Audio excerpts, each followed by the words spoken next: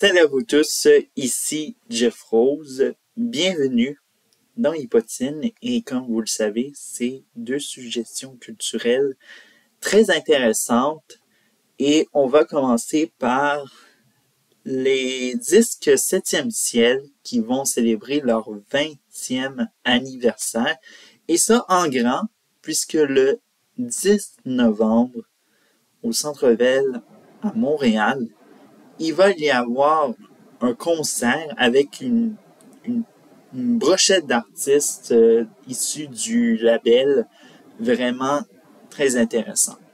Mais également, ce concert-là, il est très car l'histoire derrière le label 7e ciel, qui est sans doute la maison de disques en référence pour le rap canadien francophone est vraiment un peu de la marginalisation jusqu'à outiller des artistes rap en tant que tel pour, soi-disant-le, les accompagner, pour les mettre sous une bannière enfin, parce que il faut savoir que avant l'existence de 7e ciel, oui, il y a eu un immense succès, que ce soit au niveau de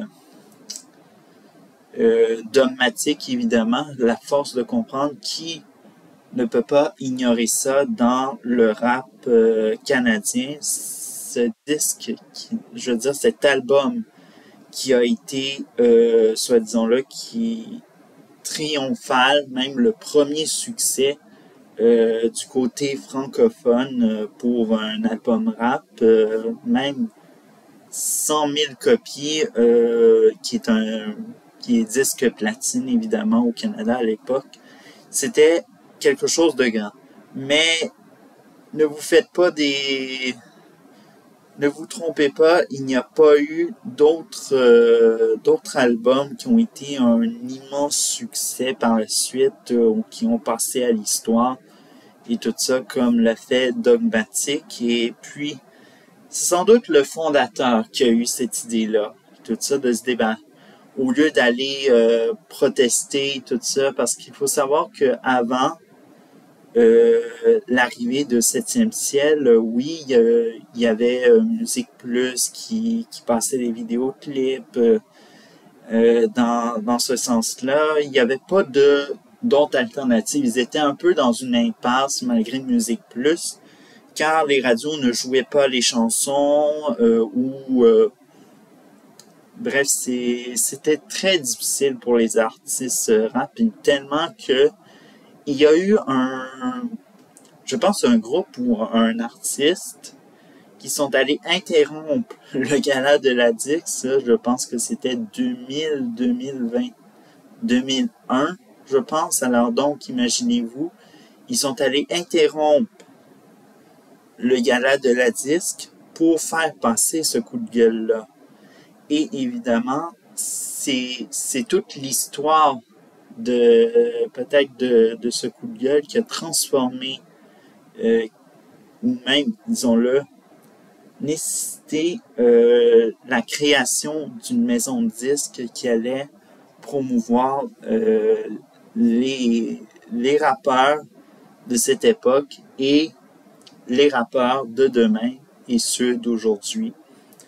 Alors donc, je vous dis pas à quel point que ça mérite d'être célébré et tout ça. Et même que il y a une immense brochette d'artistes, évidemment. Alors donc, on pense aux vieux routiers que sont Corias, Manu Militaire,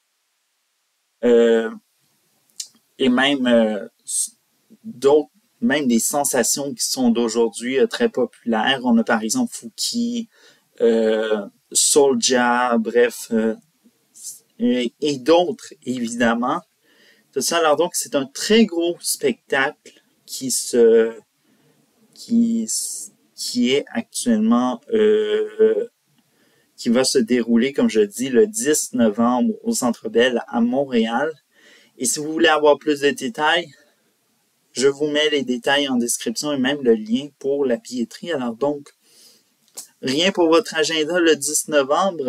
Allez vous procurer les billets parce que peut-être que ça s'envole rapidement. On ne le sait pas. Bref. Alors donc, on passe de spectacle au cinéma et tout ça. Alors donc, évidemment, je ne vais pas vous parler de comédie.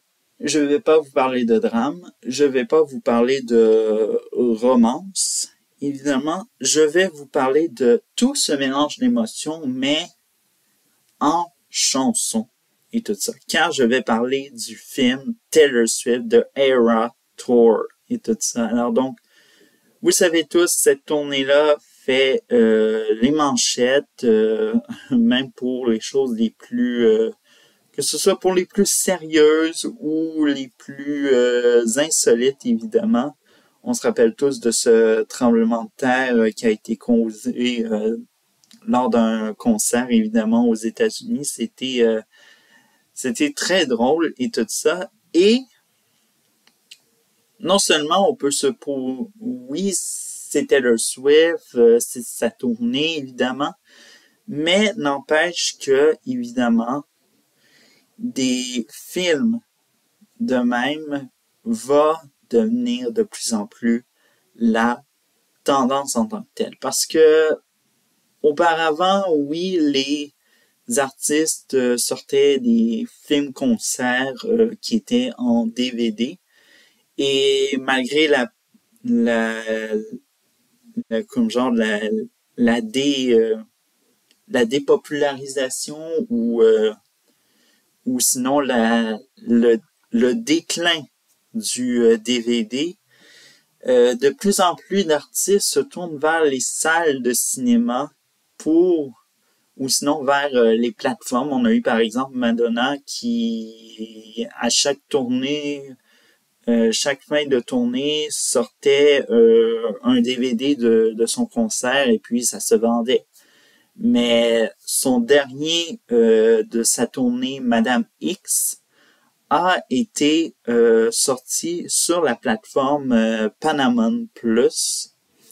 Et bref, ça démontre les nouvelles façons que, dans la manière, les artistes s'adaptent et évidemment, les cinémas deviennent